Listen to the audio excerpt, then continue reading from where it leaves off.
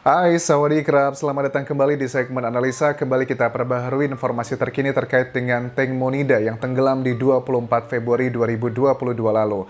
Oke, di video kali ini kita bahas adalah keterangan terbaru dari Lawyer Decha, pengacara dari Ibu Panida, yang sepertinya Ibu Panida ini sudah sangat tahu banget apa yang harus disampaikan ke media massa dan setiap hari selalu aja ada hal yang baru.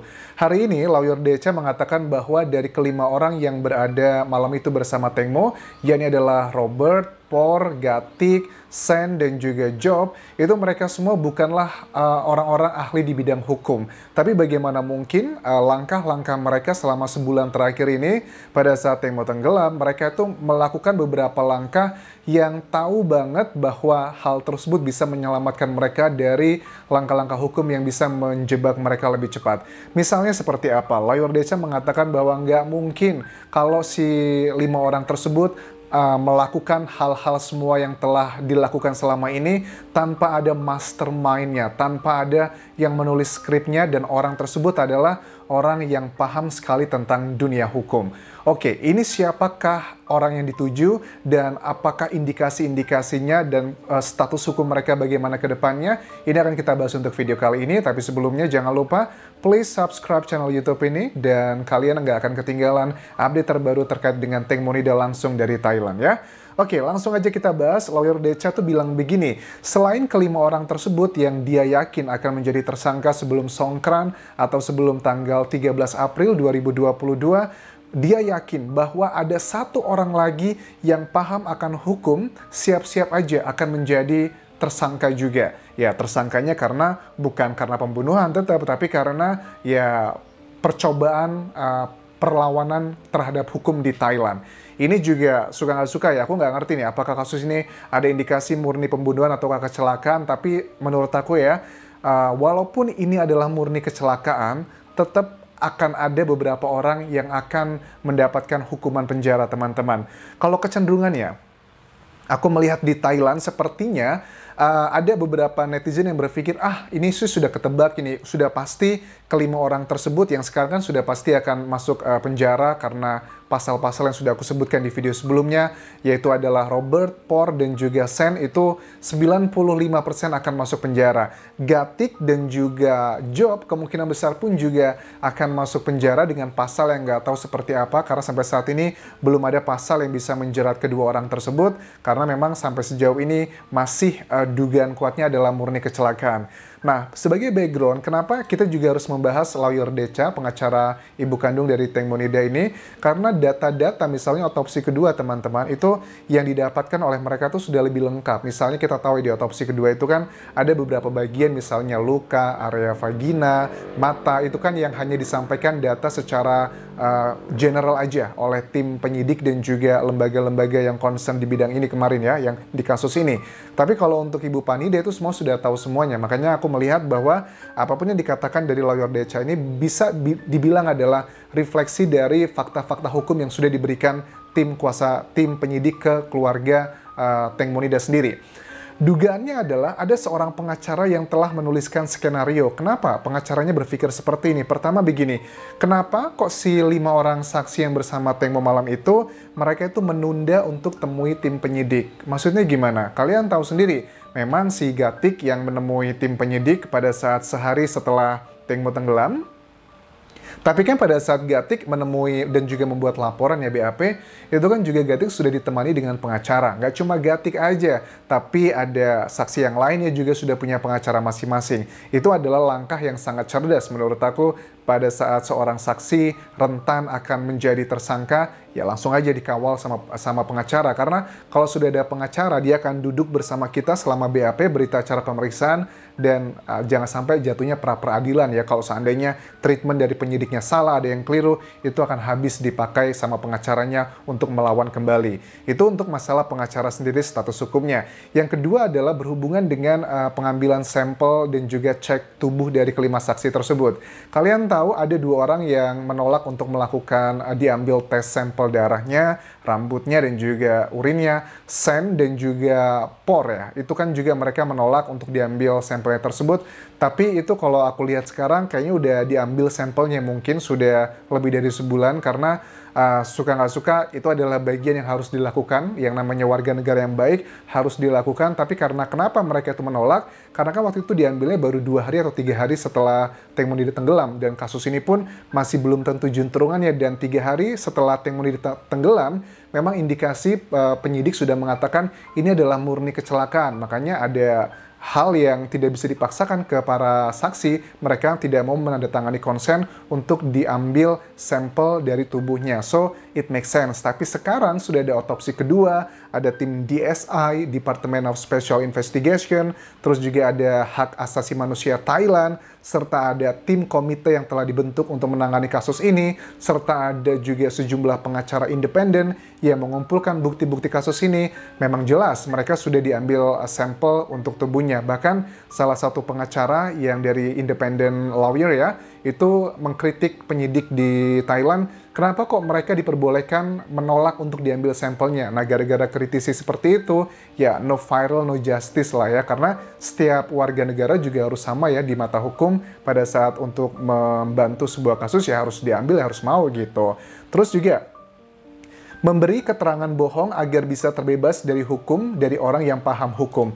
Keterangan-keterangan dari kelima saksi itu menurut pengacara Decha juga bukanlah keterangan refleksi dari orang yang tidak paham akan hukum.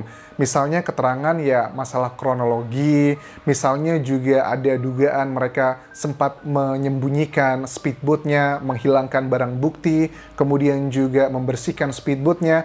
Hal-hal tersebut kan mereka tahu banget bagaimana untuk merujuk ke alat bukti. Ya alat bukti itu ya ada 5 hal teman-teman. Pertama adalah keterangan saksi, keterangan terdakwa, terus juga keterangan ahli, petunjuk, dan surat. Nah, keterangan ahli, petunjuk, dan surat ini adalah data-data yang sifatnya ilmiah gitu ya, CCTV, kemudian juga barang bukti. Nah, ini mereka kok bisa tahu banget ya bagaimana caranya menghindari hal-hal yang sifatnya ilmiah, yang mutlak, dan bisa memberatkan mereka kenapa dihilangkan. Misalnya, menghilangkan barang bukti, yaitu adalah botol alkohol, gelas, kemudian ada beberapa hal yang kok tidak terlihat lagi di situ, misalnya kayak tasnya Teng Mo, bajunya Teng Mo yang kain putih, terus juga ada beberapa hal lagi, foto-foto CCTV, kemudian juga kenapa dihapus foto-fotonya Teng Mo di HP-nya Teng Mo. Ini juga menjadi pertanyaan kan, kenapa Gatik itu menghapus foto-fotonya Teng Monida? Pasti ada alasannya yang berhubungan dengan hukum untuk menyelamatkan mereka. Lanjut lagi, menurut lawyer Decha adalah sampai saat ini, dia yakin dan alat-alat bukti menunjukkan tidak ada indikasi pembunuhan.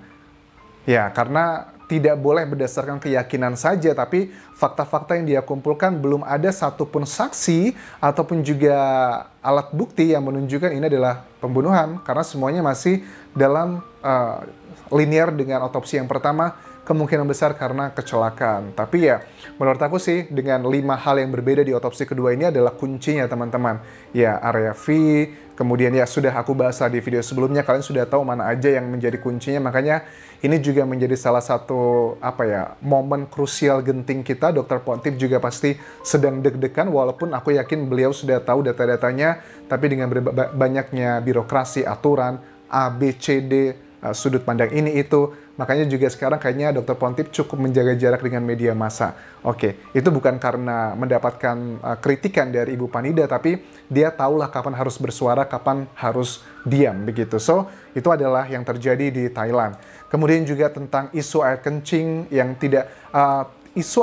tidak menjawab. Maksudnya pengacara Decha adalah dia yakin bahwa keterangan si Sen ya, bahwa Teng Mo mau buang air kecil itu adalah 90% lebih, hampir 100% adalah bohong dengan fakta-fakta yang ditemukan. Tapi walaupun itu bohong bukan berarti ini adalah otomatis kasus pembunuhan. Mungkin ada cerita yang lainnya.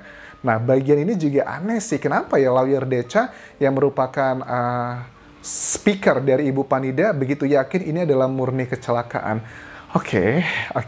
Nah, dugaannya siapa aja kalau dari media di Thailand? Dugaannya itu adalah yang orang dituju ini adalah namanya lawyer Sitra Biabangkert, Secretary General of the People's Lawyer Team Foundation.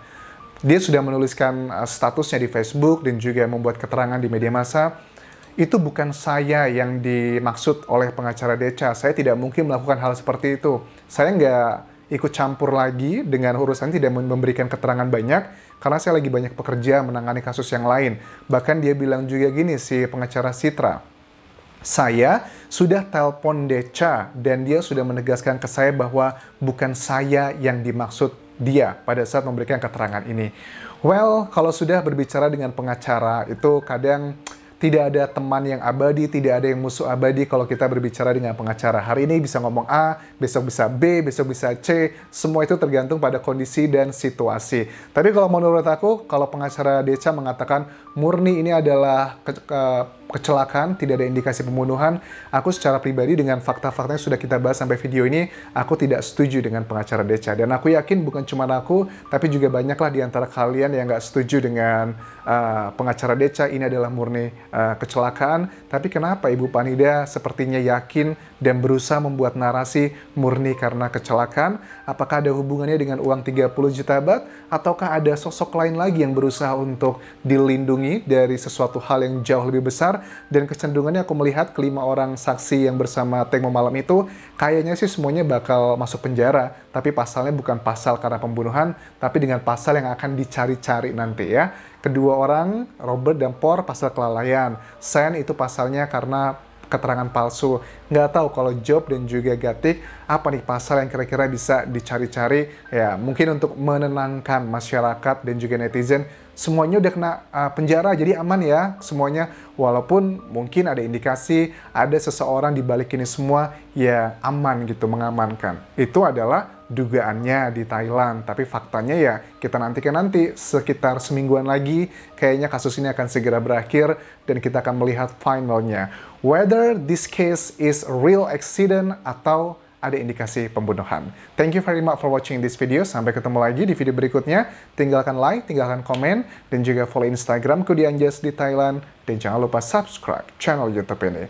Khawpun krab semuanya, selamat Ramadan buat kalian. Semoga ibadah kita di bulan Ramadan ini bisa lancar sampai di hari kemenangan nanti. Khawpun krab, bye-bye.